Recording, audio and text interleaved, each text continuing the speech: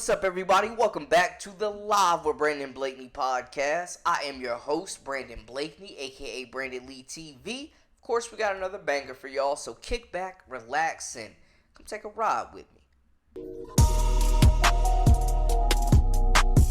You are now locked into the Live with Brandon Blakeney podcast. Here is your host, Brandon Blakeney. A lot of Indiana Fever fans were upset after the team lost 99-88 to a very talented and efficient Minnesota Lynx team. Now, in my previous video, we talked about how Caitlin Clark pretty much took the blame for the loss, had 7 turnovers. They were devastating, especially those turnovers down the stretch where the Fever had all the momentum and looked like they were going to take control of this game. Clark hits a big 3, they get a stop on the defensive end, and then, she proceeds to try to force an entry pass into the paint, and it pretty much killed the momentum. The Lynx never looked back in this contest. But they had a very good first half. They were effective. They moved the basketball. After a slow start, man, they came out throwing haymakers. But this loss, although I respect what Clark did, it's reassuring seeing that she's talking like this so early in her career. I love to see that. I love to see the fact that she's taking responsibility, has that self-awareness, and can really look deep inside herself and say, I messed up, I have to be better. That's reassuring. That's what you want to see from your rookie. But she should not have to carry this burden alone. This loss is on Caitlin Clark and the whole organization, not just Caitlin Clark. And the fact that Coach Christie pretty much threw her up under the bus in the post game is pretty nasty work, considering that Christie was the one that allowed this 12-0 run to start the third quarter that blew the lead and saw the Fever fall down in this contest with no in-game adjustments made. You got Lexi Holt getting absolutely bodied in the post by Napheesa Collier, a bigger player, and you make no adjustments to try to stop the bleeding, Christie Sides. She has been a liability in every game that they've faced with another good coach. Her shortcomings could cause this team not to reach their full potential at the end of the day. She is stalling their development. She got that Coach of the Year award and I guess was feeling herself. I don't know. But she went right back to square one where we were really just salty at the beginning of the season because she had the keys to a Ferrari. All she had to do was not crash it, and she's crashing again. Yeah, I think that's, she's just so passionate and so, she's just a hell of a, her competitive spirit is like, it reminds me of Diana Taurasi. She's that. And so when she is upset or mad, like that's what we've been working on, trying to figure out how to get past those moments. I was worried she was going to pick up a T in that third quarter, and thank goodness that she didn't.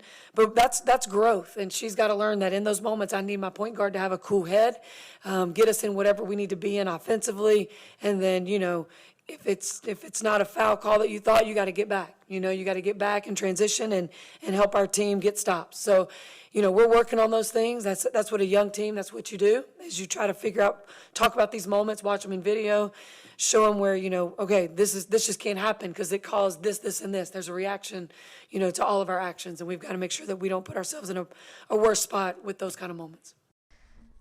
Not devastating comments, but you got to have your players back more than that, right? Like, that's ridiculous. That's ridiculous. You got to take the blame. You got to step up and say, hey, I didn't make any halftime adjustments. I didn't motivate my team. I didn't make any in-game adjustments, any lineup switches. My rotations weren't working. Like, something of that effect should have been coming out of Coach Christie mouth, because she's been suspect for majority of the year. Since the break this last month, she's improved as a coach. I know she's a young coach in her second season as a head coach with the Indiana Fever, man. But I do not like what I saw, and it seems like she's reverting back to her old ways of just basically having the best seat in the house and watching on the sidelines, man, but not bringing anything to the table to better this team or make any adjustments. You see Napheesa Collier giving out straight work and you don't do anything about it. 26 points, 2 assists, 10 rebounds. You got lazy closeouts on Carlton, 16 points, 3 assists, 4 rebounds. A lot of them threes she was hitting wide open. You're making no adjustments to intensify the defense. You know what you could have done? You could have put Celeste Taylor out there. Oh, wait. You waived her. Not just you, but like GM Lynn done too. I know it's not just the coach, but they got some input. Come on now. Elena Smith, 13 points, 5 assists, 3 rebounds. Courtney Williams, 15 points, 4 assists, 7 rebounds. You see your players are tired. They're getting dominated on the glass, and you make no adjustments. You don't care. You're just out there to be out there, it feels like sometimes, man. We rush to give her flowers and apologize and say, hey, maybe I was too critical. Maybe we were too critical on this young head coach who has this team humming and firing on all cylinders. And then you go out and put out a performance like this and blow a lead and lose a game. That was very winnable. This was a very winnable game. It's not all on Coach Sides, but she's got to take more of the blame than Caitlin does right now. Like, for the fact that Caitlin's standing on business and you're out here saying your point guard has a hot head and needs to stop whining about foul calls while she's getting knocked to the floor. It's a bit ridiculous, man. And honestly, y'all let me know how y'all feel in the comments. It rubbed me the wrong way. It rubbed me the wrong way. As a coach, you never let your player take the blame. That's bad business, and that's how you lose the locker room when players feel like you don't have their best interests or their backs or supporting them. Now, we haven't forgot for 3 months, for 75% of the season, you had Caitlin in them shackles.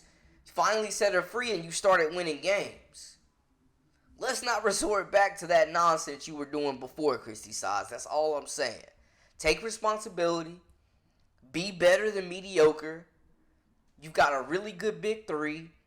You've got the best point guard in the league. The bench could be better, but you're also not playing Saxton or Berger. So I'm just saying, I still think this team makes a run in the playoffs. For their sake, I hope they don't see the Minnesota Lynx in the first round, or it could get ugly. This is just a bad matchup, and Cheryl Reeves has Coach Saad's number. The Lynx have the Fever's number. This is a bad matchup for them. They're 0-2 against the Minnesota Lynx this season. So, hopefully for their sake, they get a Phoenix in the first round. But I do think this is a team that is peaking at the right time. In the grand scheme of things, this loss isn't devastating. They've clinched a playoff spot. They are locked into that 6th spot. But if they are looking to climb past the Seattle Storm and get into that 5th seed and really guarantee they ain't going to play the Lynx, then they need to win these next few games. They got to take care of business against Atlanta, who's fighting for their playoff lives as well, man. It's nasty work, though, by Christie Sides. I think she's got to be better. She's got to do better. Clark, stood on business and took the blame. But Coach Sides, man, you need to take your share, too, because them going on that 12-0 run was devastating. The lackluster defense, you making no adjustments or calling timeouts when players were obviously tired, was devastating to the winning effort as well, Coach Sides. So stand on business like your players are. That is a wrap for us. Make sure y'all hit that subscribe button to stay up with all the latest and the greatest. Until next time, I am Brandon Blakeney, a.k.a. Brandon Lee TV. Until we meet again, we out.